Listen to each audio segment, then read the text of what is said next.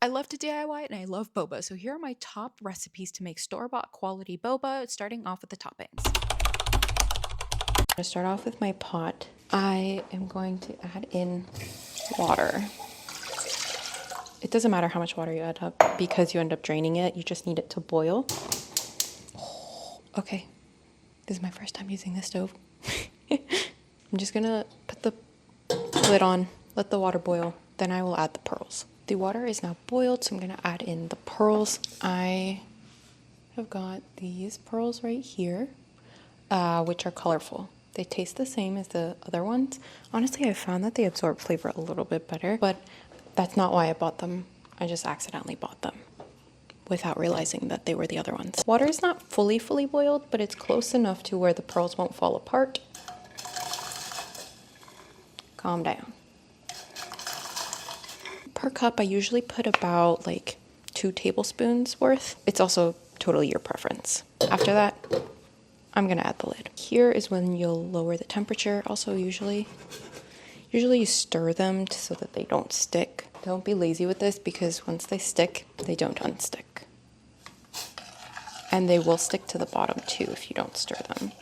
And that just means burnt boba. Now that they're stirred, I'm gonna add the lid. I lowered the temperature a little bit. And then I let them cook for about 5 to 10-ish minutes, depending on how squishy you want them. If you want them very, very tender, I would let it go a little bit longer. If you want them to be a little chewier, but not super squishy, let them go more closer to the 5 minutes. All right, I did the dishes, which is about 5 minutes for me. So I think the pearls should be done. Yes. So you'll know they're starting to get done when they start to poof. They're like big, they're starting to float, they're doubled in size. These guys are ready, so I am gonna take them over to the sink and drain them. I usually run cold water because that will help them sink. Also, I just realized I'm not wearing a hijab, which makes it a lot easier to pour out the water and not the boba. We'll try to drain as much of the water as possible, but it's totally fine not to drain all of it because you're gonna need it for the next step when you bring it back to the stove. Now that we are back at the stove, it is still on just like a medium-low heat. They're starting to boil. This is where they will start to stick because there's not that much water. However, you do want to sweeten them and flavor them. So I just use dark brown sugar. I will just add enough to where you know it'll become like a syrup. So I usually do 2 to 3 teaspoons, and then I will just stir that in. Happening here is you're gonna just let it do its thing, let the water evaporate. Once the water evaporates, the sugar, ow, that's so hot. The sugar will become a syrup. And that's how you get the brown sugar boba. Here, you want them to start to bubble, and you'll know that they're ready once the bubbles like start to be like syrupy bubbles and not just evaporation. It's very important to keep stirring. They will stick and it will be a miserable time trying to clean it up. You want to be doing this at a low heat, like a 2-3 minute process. I think they're ready. It's time to assemble. This is what they'll look like when they're ready. You can see that the syrup is starting to stick to the pan, which means it is ready. So I am gonna let them just sit here for a little bit. They'll get a little thicker as they cool down, but I don't want them to be boiling hot when I add them into the tea. Like I mentioned before, there are so many types of boba toppings you can add if you're not into the tapioca texture. You can also do grass jelly, which I usually add into an oolong, to a black tea, a brown sugar boba, things like that. Even like a jasmine, anything really milk-based, I feel like this goes well with. But if you're a fan of it in something else, go for it. What I do, I don't have bowls in my new apartment. This is a flaw I've realized in my previous livelihood. But I will take this, I'm gonna go grab some boiling water, and then you just mix a few scoops in. I've got my hot water. Honestly, for this, I did a lot of hot water actually. I'm just gonna do a few scoops. The more you add, the more gelatinous it'll be. The less you add, the less gelatinous. But you want to make sure you put enough or else it will just be a liquid. I'm going to go ahead and mix that up. If you're wondering what this tastes like, it's kind of like an herby jello.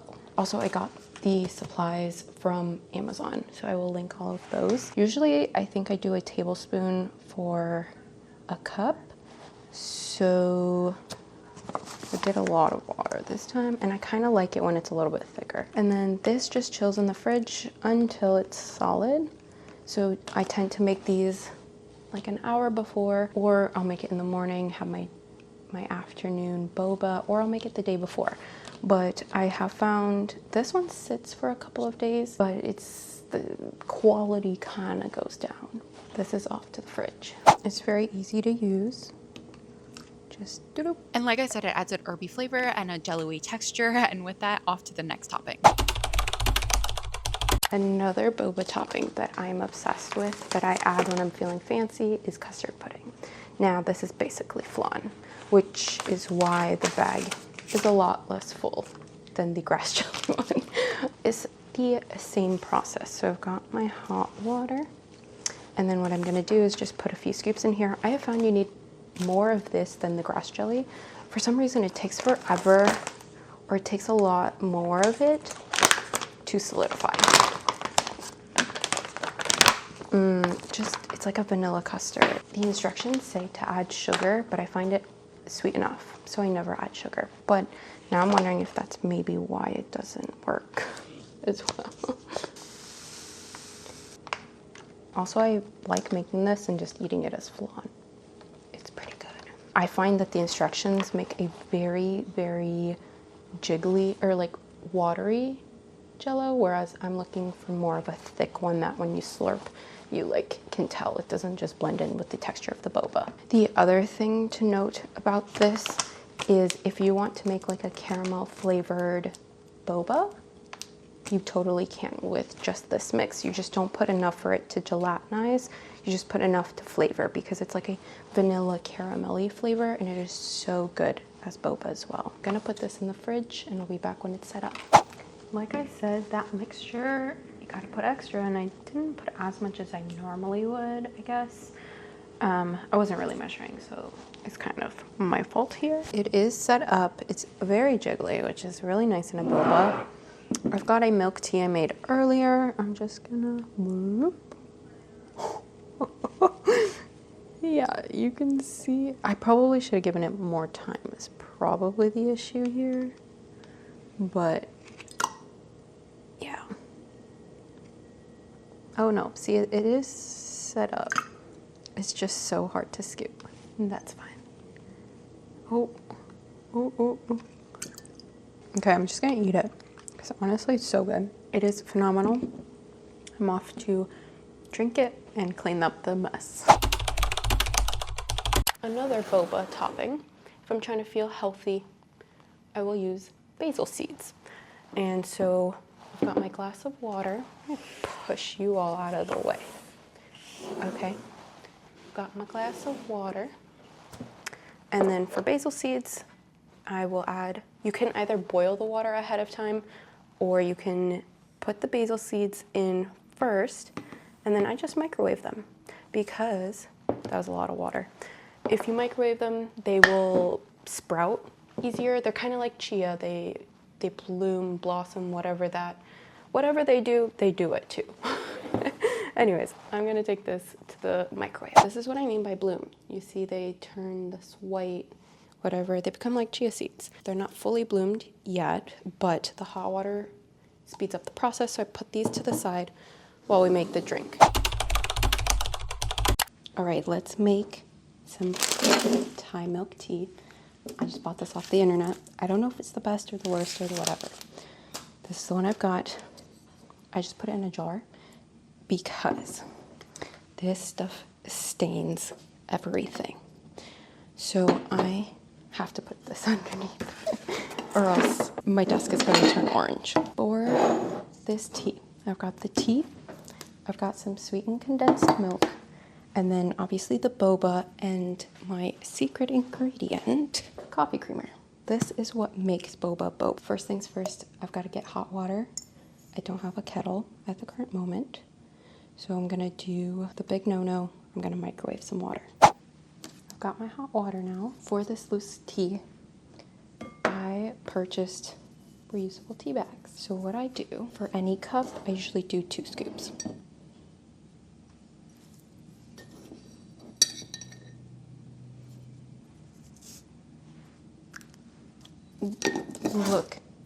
Look. Oh, I hate this stuff. I hate that it's so good. Oh my gosh, it's gonna stain this. RIP this. Let me switch over to an ugly one. Just do this a little. It doesn't need long to steep because it's kind of more flavor than tea. But I'm gonna open my condensed milk.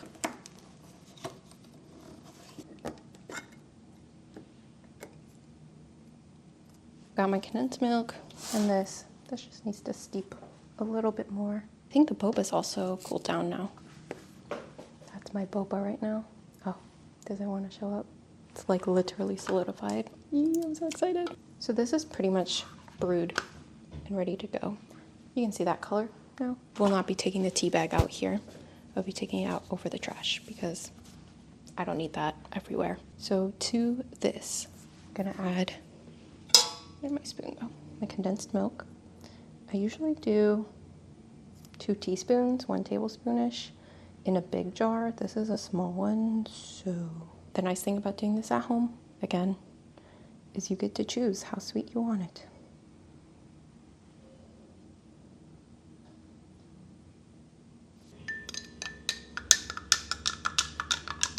I'm gonna stir that in.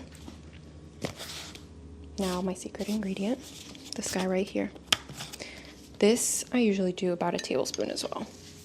It doesn't have to be exact, but the more you add it, the thicker the consistency. Also, a helpful tip, opening these and just leaving them open sucks. So what I do is I transfer them into a squeeze bottle. I left mine at my old place, so I have to go get it. Or you can put it in the freezer and it doesn't actually freeze. So you can keep it fresh and still use it right away. This is my tea. It is scalding, so I think I'm gonna get some ice. Okay. Now let's add some boba. I usually do 2 scoops. Did I drop one? Okay. 2 scoops. I had my larger boba jars, came with these lids, but they're mason jar friendly, so I put the lid in, got some boba straws, and ta-da. Oh, that's hot. Look at that. That is Thai tea. Let's move on to the next. Let's make another batch of boba. I'm starting off with a cup of boiling water, and this time we're doing ribs. For a smaller cup, I'll do 1.5. For a larger one, I'll probably do 2 pumps. 1. These are really big pumps, which is why I was like 1.5-ish. Like, it's all up to preference. It's how sweet you want it and how flavorful you want it. I like it where it's at. I did forget to brew the tea first. Usually you would do that. I'm also going to do my tea, which is just loose leaf. Put it in the container. Just add it in. I'm gonna let it do its thing for a couple minutes and then I'll be back. It's been cooking for a while.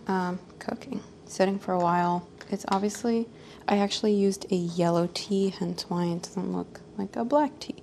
I'm just gonna use this to stir everything. So after this, I've got my creamer, the secret ingredient, the one that makes it just go from normal tea to bubble tea. I'm gonna go ahead and add it in.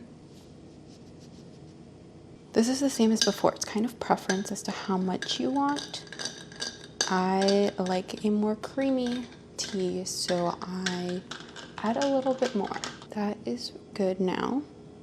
I'm gonna just toss the tea, and now all that's left is the boba. So with rose milk tea, you can do, oh, pot's gonna slip. So with rose milk tea, you can do normal tapioca. You can also do crystal boba. I love a good crystal boba. You can also do rainbow jelly, basically anything you really want. You could also do basil seeds, or you can drink it by itself. You don't actually need the boba. Sir, honk somewhere else. Rude. Now all that's left is to consume. Doo-doo. Look at that. Where are you?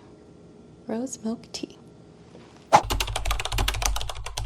sometimes I'm just not feeling like either making the tapioca or grabbing the crystal boba or making the basil seeds or anything like that. So what I will do is I will just take the essence of boba, but just use some normal tea. So I've got some fancy teas that I got in London, but you can also just do it with just some normal tea. I've got oolong here, and then you can also do it with black tea or whatever.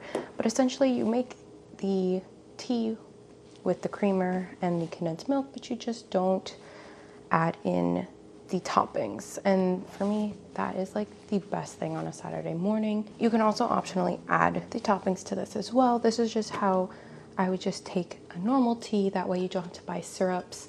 You don't have to worry about powders or anything like that. You can just do it with a normal tea. So this one is like a rose. So if I'm not feeling like I want it as sweet and as powerful as the syrup, I go with this. This one is such a beautiful rose tea. And then if I'm feeling jasmine tea, I found the Celebrations blend from Fortnum is so good. I love these.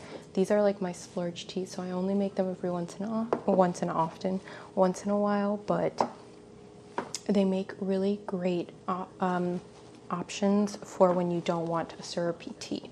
I don't have black tea, but you could just do this with black tea or with oolong. I find that the process works, it tastes great, and it's like a less sugary, less powerful flavor than it would be with syrups. So I've got my cup of boiling water. What I'll do is add in my tea bag. I'll let that steep for a while, and then I will add in my condensed milk and of course the secret ingredient, the coffee creamer. These two are to taste. If you like it more creamy, you add more of this. If you like it less creamy, add less of that. And obviously condensed milk for the sweetness. You can also substitute it for sugar. I'm just using condensed milk because I have a little bit left in here that didn't fit in my other container and I don't want it to expire. You also steep this to preference. 1 tea bag, 2 tea bags. I usually will do 1 for a small, 2 for a big, and then I will just steep it around 5-ish minutes. I find for milk teas you want to steep it a little bit longer since you are diluting it with the creamer and the sugar. I'm gonna let this do its thing and then I'll be back. My tea is fully brewed now. I'm gonna just take the tea bag out. Should have done this over the sink. Into my tea, I'm gonna add condensed milk to my preference. Usually about, that's too much. Usually a teaspoon, but for some reason I grabbed a tablespoon. And then creamer.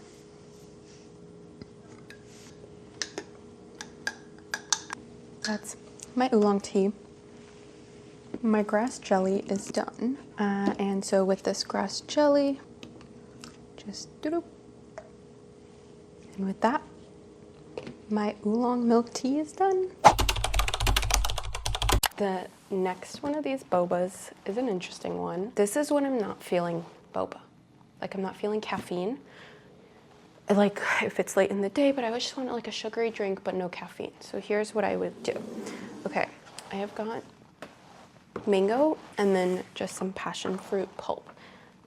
This is not the brand I always opt for. I always see different brands at the store, so I just grab whatever is available, but this is just like the pulp mixed in with the seeds because you want the crunchiness of the seeds. So what I'm trying to do is a passion fruit mango green tea type of thing. Fun fact, I'm allergic to green tea, which is why I'm opting out for the tea in this. However, you can do green tea, you can do black tea, you can do whatever you want. It is so flexible at home.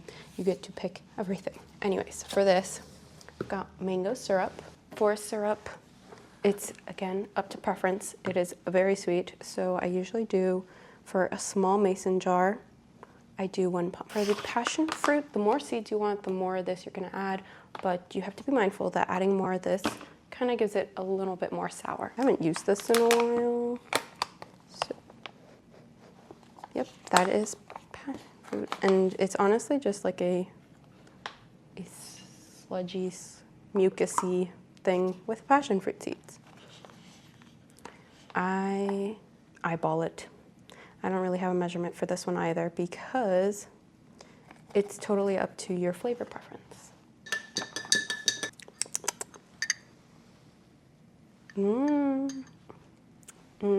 think it needs, oh, also, you have to add a lot of this to make this sour. So if you're feeling like a sour drink, sprinkle of citric acid. But I think I'm good with where it's at. Can I pour?